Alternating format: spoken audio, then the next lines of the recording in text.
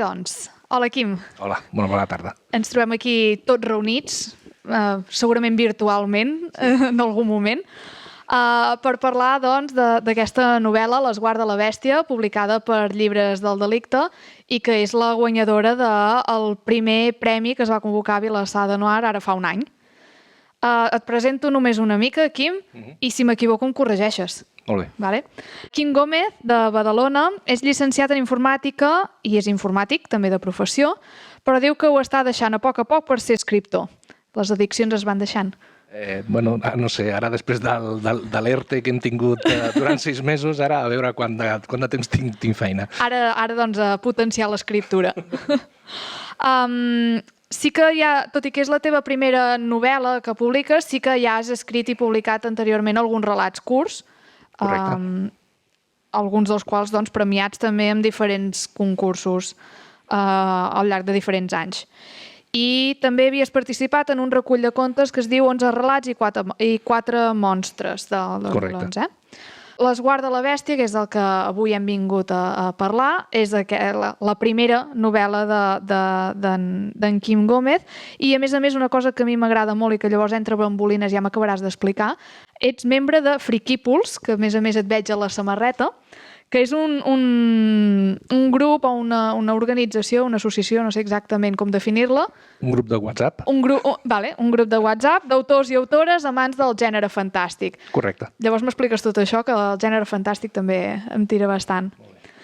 Pel que fa a l'esguard de la bèstia, doncs tenim aquí un llibre en què és la presentació de l'inspector Balasc i un cas que ell es troba, que sembla doncs, potser de violència domèstica, però darrere de tot això hi ha tota una altra dimensió narrativa en què veiem doncs, les diferents vides dels personatges que van intervenint no només en aquesta investigació policial, sinó també en la vida privada de l'inspector Balasc. No desvetllaré res, simplement tot comença doncs, a partir de la descoberta del cadàver d'una noia. Doncs s'ha d'investigar què passa aquí darrere i l'inspector Balasc és qui agafa una mica la dinàmica de capdavantera d'aquesta investigació. Quim, aquesta novel·la, com hem dit, és la teva primera. Com i d'on neix l'inspector Balasc? D'entrada no és un inspector. Sembla que això d'inspector és per la Policia Nacional. Els Mossos, que jo sàpiga, no ho tenen això. És el caporal Balasc. Això sí, és veritat, el caporal. És caporal. Sí. Però és caporal d'homicidis, això sí. Doncs, a veure, la història sorgeix una miqueta no per accident, però sí per casualitat, no?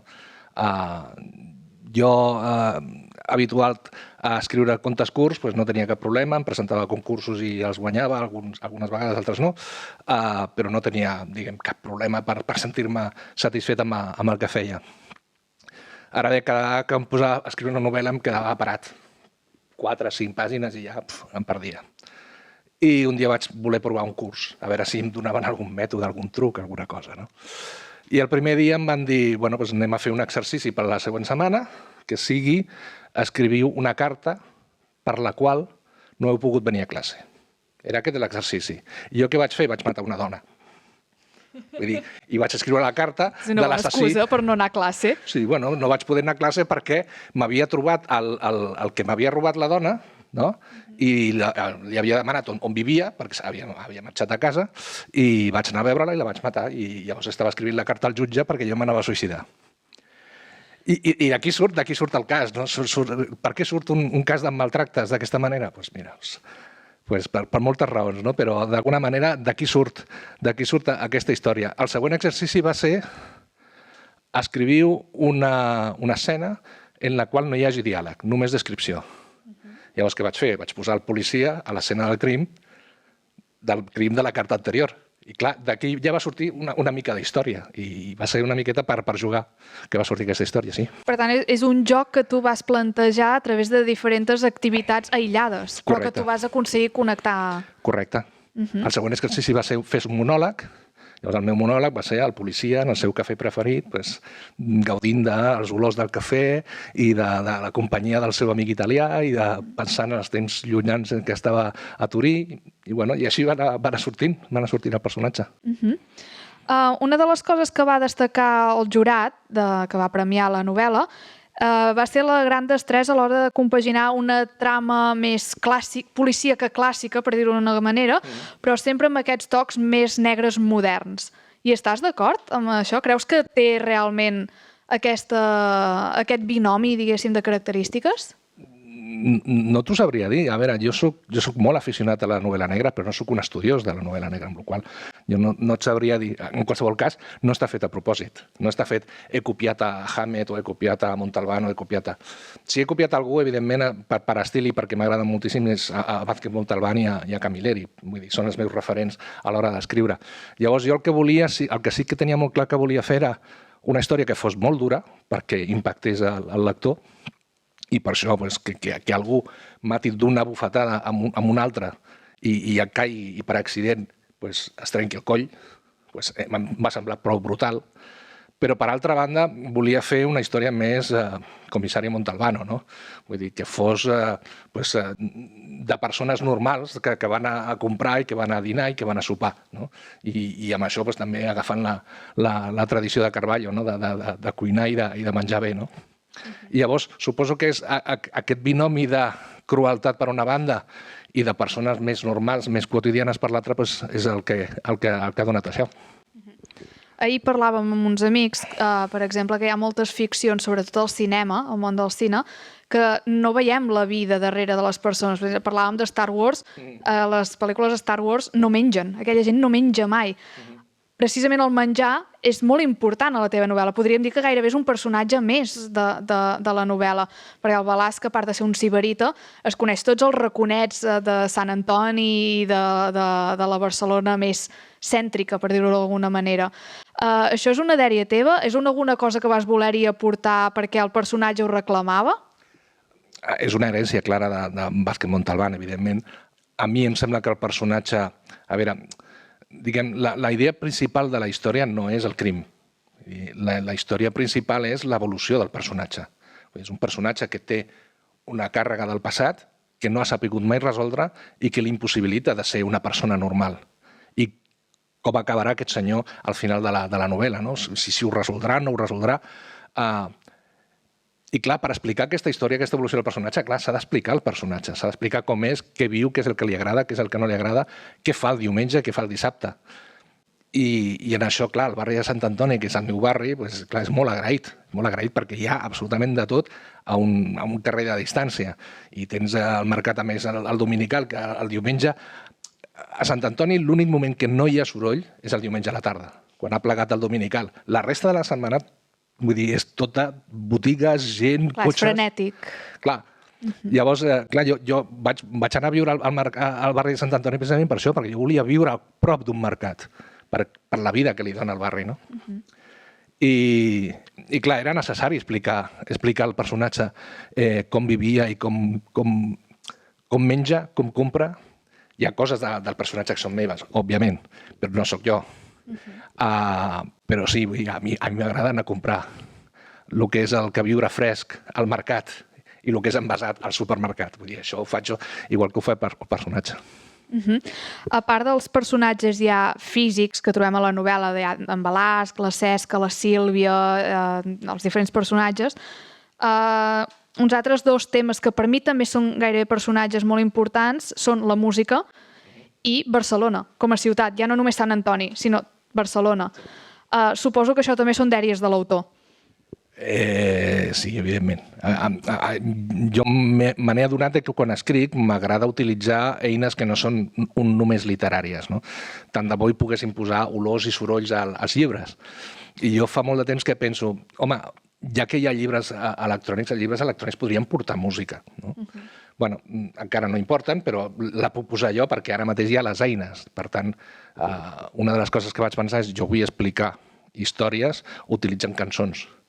I llavors les cançons que hi ha a la novel·la, diguem, aporten coses. Vull dir, no és tan simplement de decoració. Vull dir, hi ha vegades que donen informació que està una miqueta amagada, que si te n'adones de què està dient la cançó aquella, te n'adones de com està el personatge, i si no, tampoc passa res. Però si descobreixes el joc que hi ha amb la música respecte a la narració, doncs llavors ho disfrutes més, no?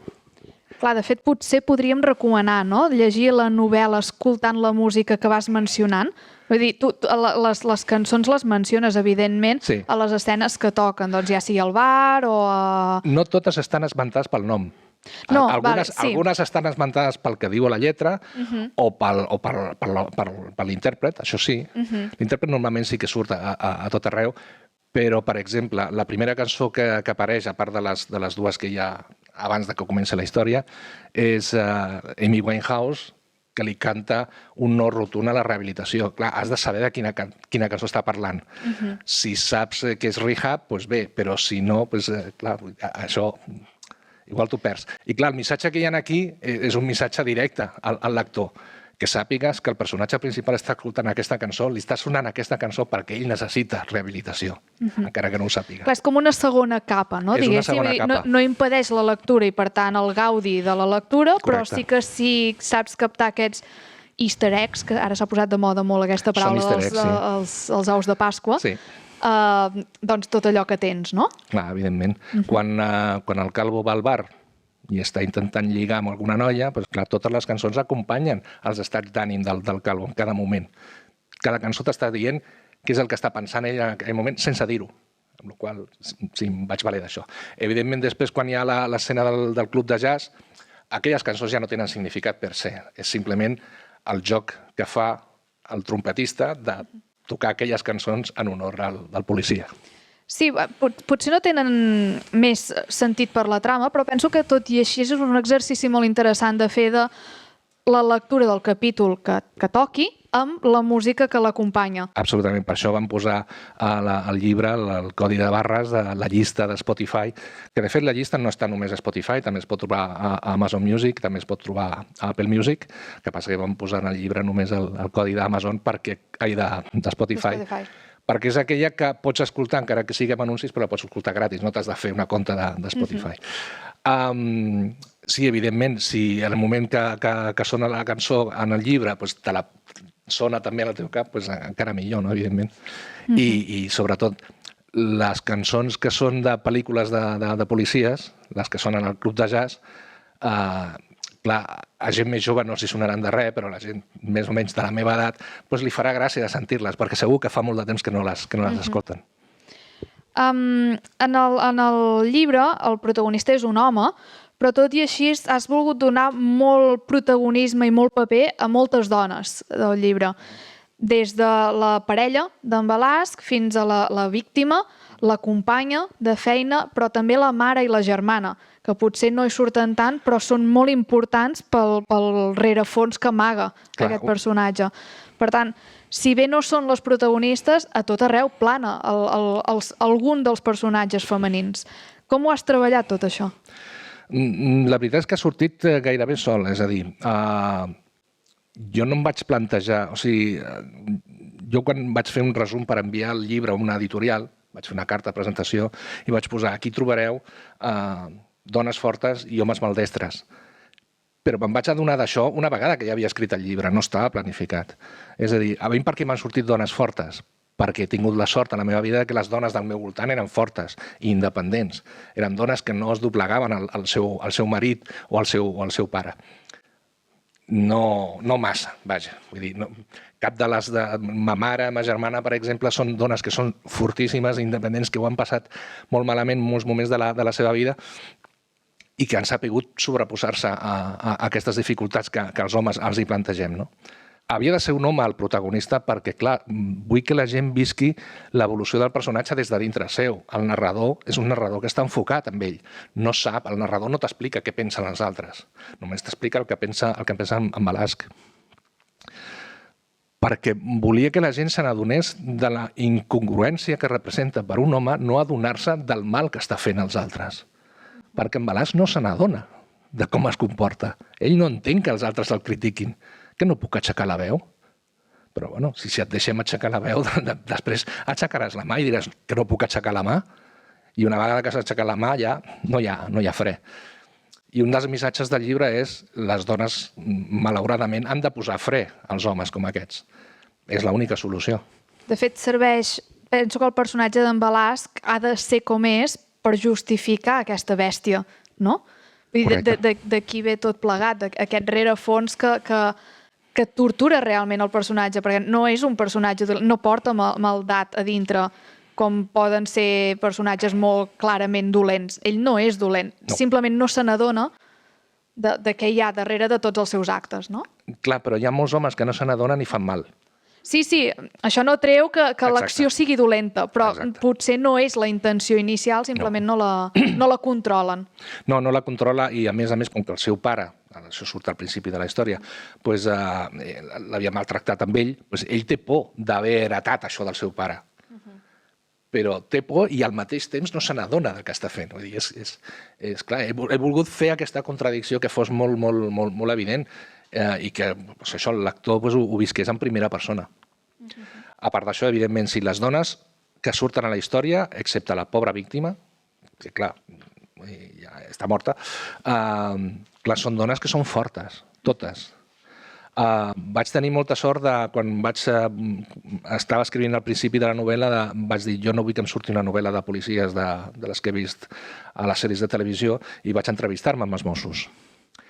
I quina no va ser la meva sorpresa, que em vaig entrevistar amb la sergent d'homicidis de Barcelona. És una dona i que, clar, evidentment, em va servir moltíssim com a mirall en què les altres dones que surten a la novel·la es podien reflectir.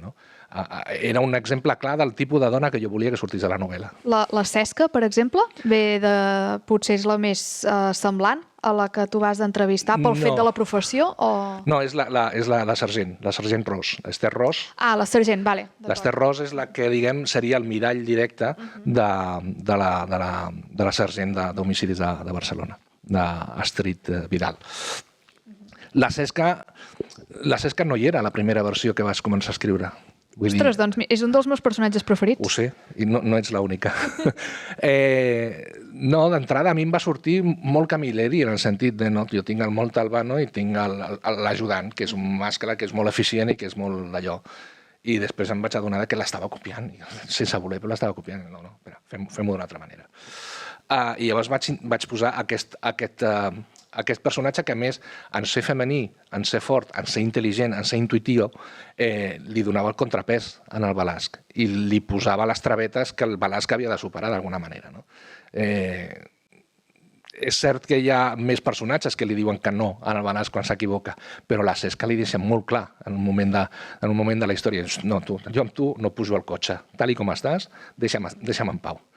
Clar, a mi vas aconseguir-me enganyar en la lectura, en el bon sentit de la paraula, perquè quan tu presentes els personatges jo tenia molt clar, d'acord, doncs tinc el Balasc, que és el que portarà el personatge principal i, per tant, el que portarà la càrrega de la investigació, tinc el segon, que és l'ajudant, Watson, digue-li Watson, digue-li el que vulguis, i llavors tinc tots els altres personatges. Però realment el segon no evoluciona, és un personatge molt pla. La que evoluciona és ella, la Cesca. És la que realment acaba actuant de segona sense voler-ho. I és la que té un passat. Exacte. És la que té una evolució que ve de més enllà de la novel·la, tal com veiem en uns dels capítols.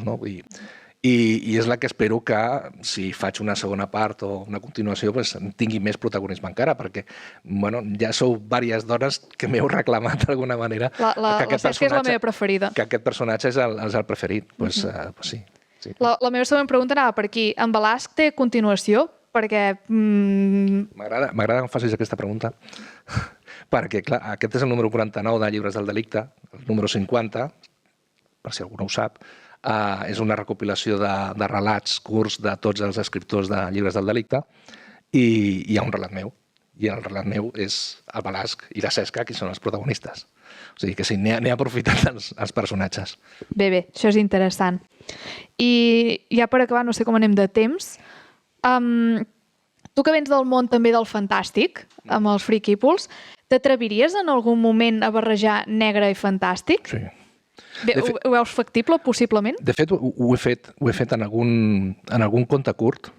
Vaig fer un conte curt en què hi havia no una màquina del temps, però sí una màquina de veure el temps. És a dir, com una càmera en la que podies dir, vull veure el 1800. I llavors veies el que tenies davant teu, però 200 i pico anys abans. I hi havia un inventor que havia ofert aquest invent de la policia per resoldre els casos. És fantàstic, no? Llavors el policia que surt allà acompanyant l'inventor és en Balasc. O sigui que sí, es pot fer policíac i ciència-ficció al mateix temps. I no seré jo el primer, Asimov ja ho va fer fa molt de temps. Això és un bon mal de cap pels acadèmics, com jo que estudiem la literatura, perquè ens foteu en uns esbarzers de categoritzacions impossibles, però és molt ric a l'hora d'escriure i de provar cosa nova, no? El que està ara mateix, o el que hauria d'estar, però que ja es veu cada vegada més, és la hibridació. Vull dir, cada vegada hi ha més novel·la històrica barrejada amb policíac barrejat amb ciència-ficció. Marc Pastor acaba de fer un fantàstic policia que és Els àngels el miren. Vull dir, pots fer fantàstic també barrejat amb el policia. O sigui que pots fer de tot.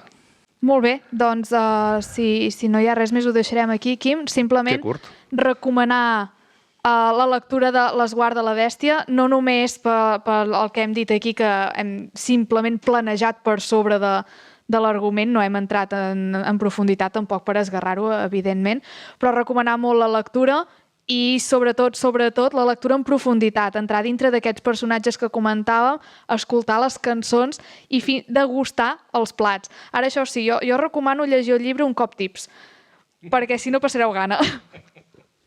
Sí, això sí que és veritat. I una cosa que també podeu fer és anar resseguint els llocs que surten a la novel·la, com si fos ruta literària, no cal que l'organitzem. Vull dir, és prou evident els llocs que surten. Jo tinc pendent fer la persecució. Algun dia agafaré el cotxe i resseguiré la persecució.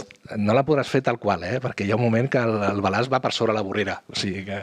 Ja ens explicarem. En èpoques de pandèmia que Barcelona està més buit, a veure què passa. Moltes gràcies, Quim, per tot. Enhorabona per la novel·la. Gràcies. I que vagi tot molt bé. Igualment, gràcies.